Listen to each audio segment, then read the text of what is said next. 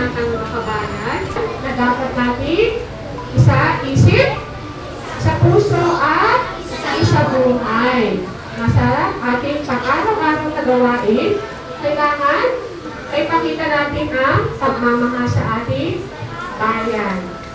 So, dyan nagtatapos yung ating aralin. Kung meron kayong mga tanong, so, dyan nagtatapos ang ating aralin sa araw na to. Tayo na ay tumayo at magpaalam sa bawat isa. Paalam na!